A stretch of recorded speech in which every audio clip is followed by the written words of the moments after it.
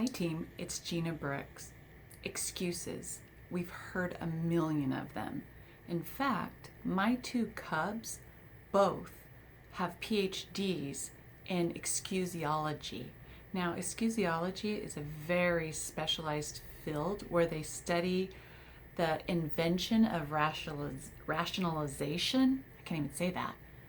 To defend a variety of postponed actions such as taking out the trash, doing their homework, and looking for gainful employment. We've all made excuses, right? I mean, we're all guilty of making excuses, particularly when it's something that we don't desire.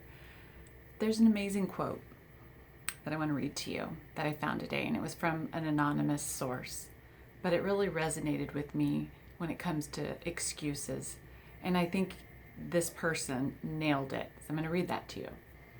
It says, if it's important to you, you will find a way. If it's not, you'll find an excuse. Is that the most truthful quote you've ever heard? I honestly don't think I've ever heard a truer quote.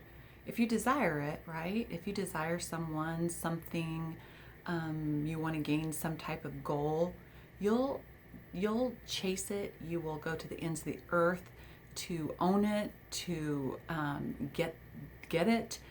When you don't, and it's not, maybe it's important, but it's not urgent, we tend to procrastinate, right? And when we procrastinate, we tend to make up excuses for our procrastination.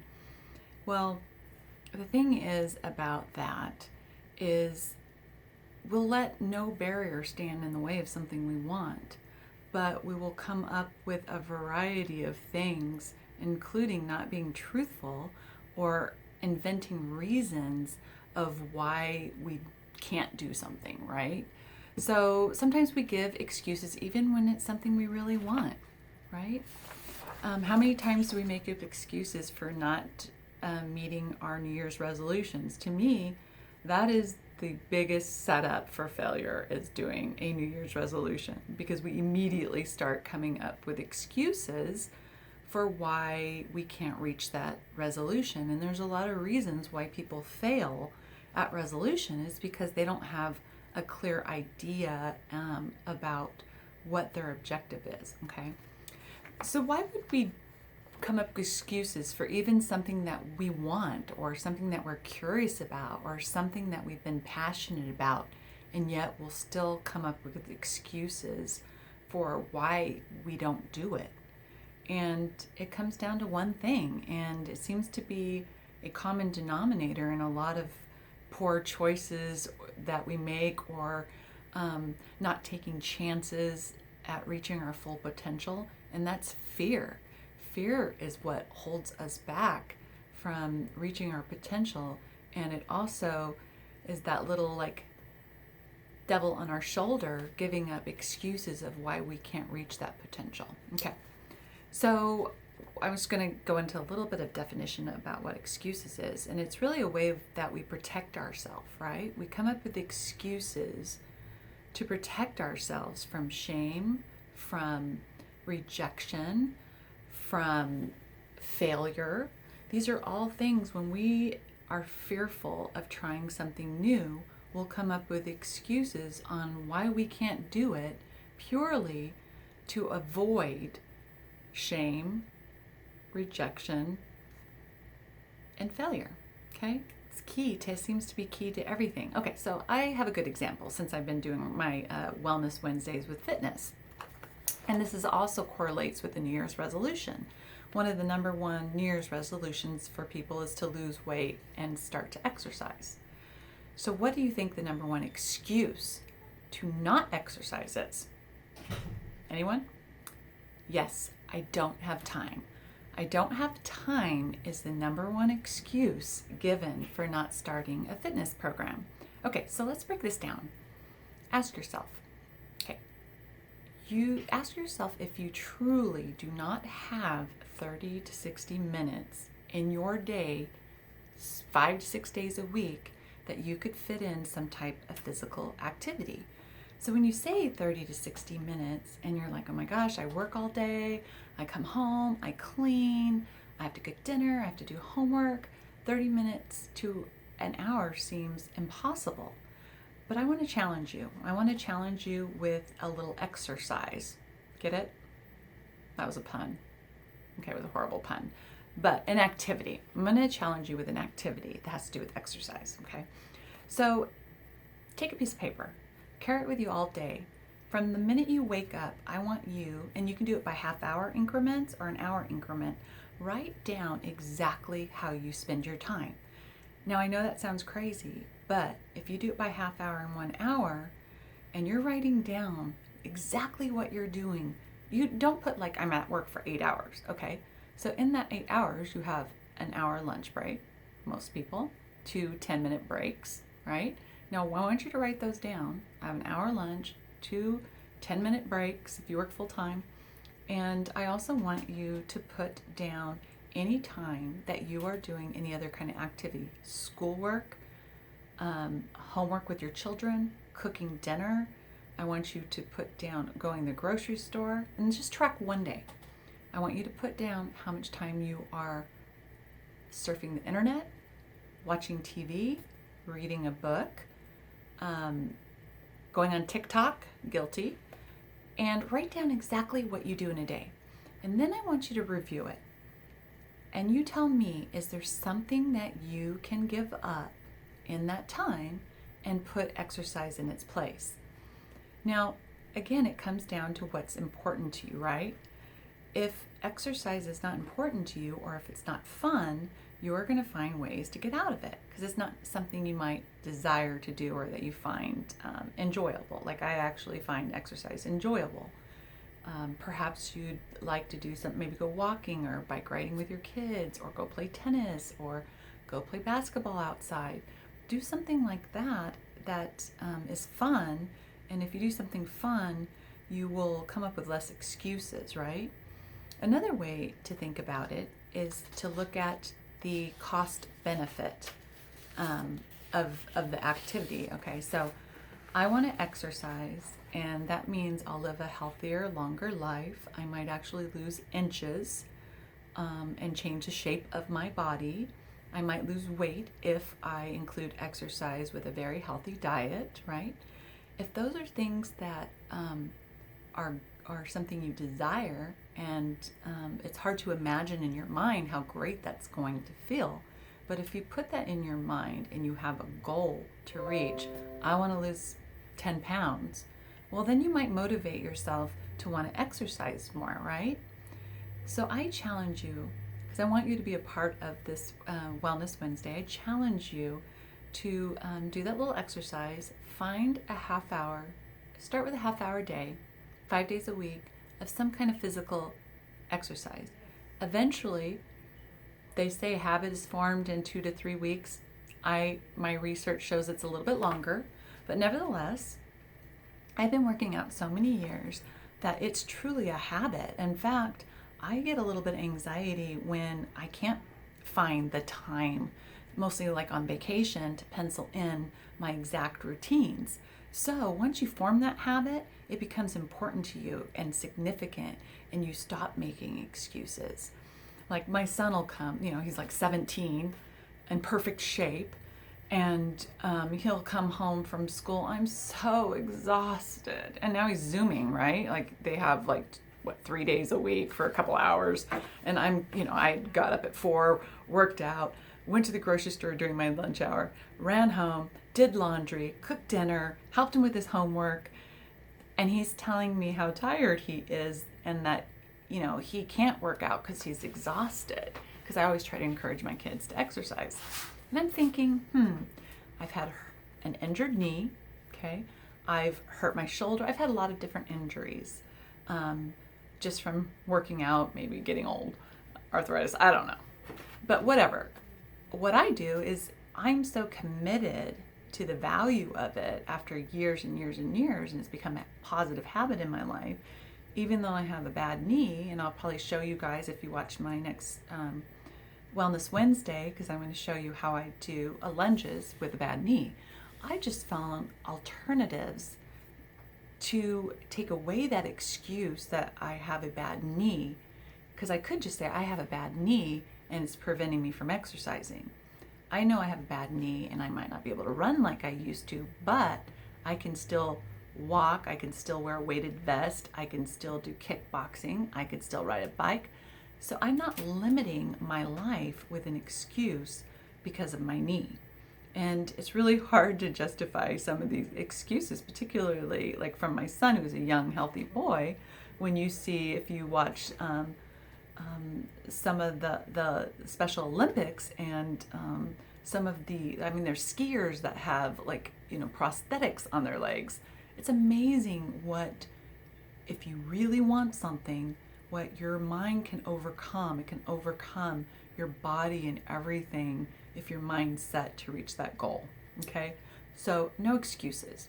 Okay, so obviously consistency is key to coming up with those good healthy workout habits. So what excuses do is it truly hinders our ability to grow and evolve.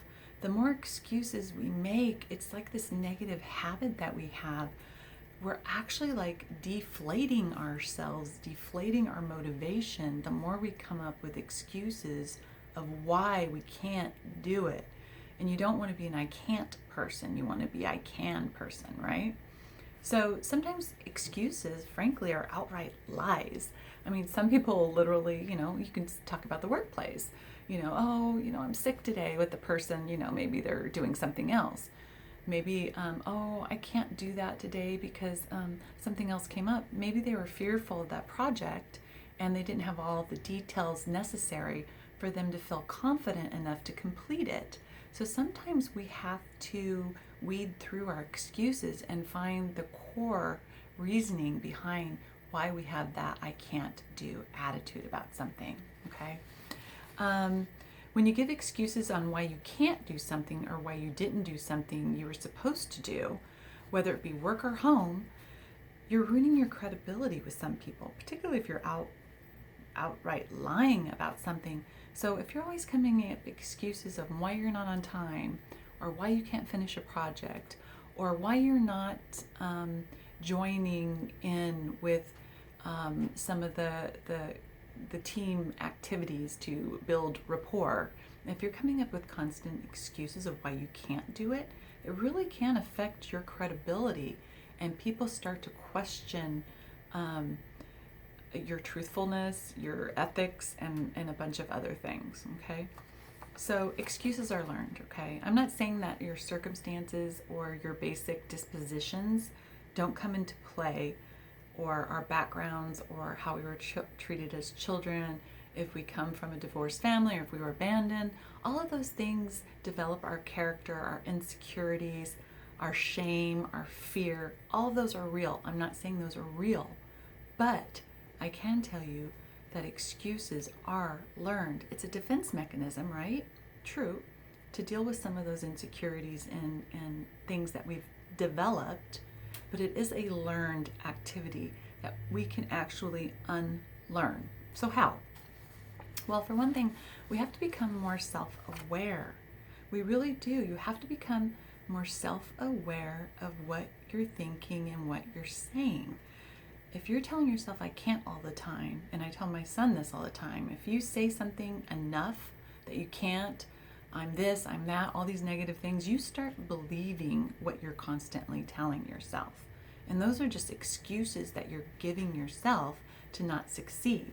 So what I'm challenging you is to think, flip it. I can do this. I know I can do this. Maybe I need A, B, and C, but I can do this. Including things that you desire, but also things that you're responsible for that might not be fun or you might not desire, but you made a commitment to. You can't come up with excuses for things that you promised to people, because again, that affects your credibility and your accountability, okay? So if you want to really truly break the habit, there are a few things that you can do.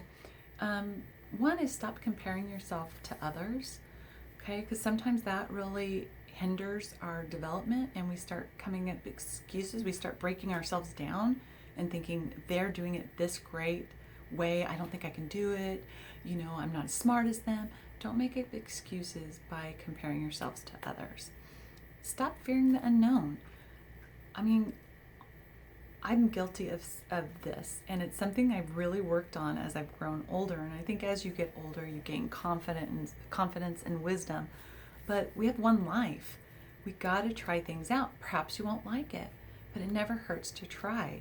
And that's what I'm trying to teach my children, to have an adventurous heart and to overcome those fears you have so you can actually enhance your life by trying new things and experiencing new adventures, okay? So stop blaming others. Stop blaming others for your misfortune. And this is another thing that my children love to do. They blame me on things that I am not even present for. I'm like, what? And why didn't you make me do this? Well, we got to teach our children responsibility, right? It's not my responsibility to make you behave a certain way. For example, some people make a lot of excuses like, I'm just not that kind of person, or I don't know how to show feelings, or I was always this way. Those are just excuses, pure excuses. There's no excuse for unkindness. There's no excuse for poor behavior. Those are excuses. Saying that you've always been this way is basically saying you're not capable of being better. And why would we want people that aren't capable of being better in our lives? We wouldn't, okay? Take responsibility and also take action. Don't just sit around talking about the things you want to do. Take action. Go do them. Don't limit yourself. Don't use excuses as a barrier for you to reach your goals, okay? And set small, attainable goals. I think like the New Year's resolution thing, if, it's like, I'm going to lose 50 pounds. Set small goals, 2 pounds a week, something that you can like register on a small level, that you can celebrate those successes every 2 pounds, right? Don't focus on your weaknesses, okay? And I am guilty of this, certainly. And again, this is something I'm challenging myself with every single day. Concentrate on your strengths. Value your strengths. Tell yourself with your strength. Write down your strengths. Celebrate your strengths and share your strengths with others. Learn from your mistakes. If you don't learn from your mistakes, you're not going to go anywhere. And that's a lot of reason why people make up excuses, is because they didn't learn from their mistakes. So now they're trying to convince themselves, or coming up with a story in their mind to convince themselves that that what they did wasn't wrong and that they can do it again, okay? You have the power to change. You can learn from your mistakes. Don't focus on the weaknesses. Visualize your success. Think about the end. And we talked about that earlier with fitness. Think about how good you're going to look in those jeans you've been trying to fit into. So think about the end product, the goal. And then it's okay to not be perfect. I've definitely suffered from perfectionism in my lifetime. And what perfectionism does is it limits you. It puts you in this little box, and you can't go outside that box, right? Because everything has to be a certain way, and you can never fail. And it is the most suffocating feeling on earth. And you often come up with excuses. Like I used to come up with excuses of why I couldn't enjoy a hamburger because I wanted to be thin, or just so many excuses for unhealthy behavior. And I limited myself from enjoying the juicy hamburger that I love today. And then just know that any habit you can change. You have to have the will to want to change it, but any habit you can change. And excuses is one of them. Excuses is our way of protecting ourselves and limiting ourselves from our full potential.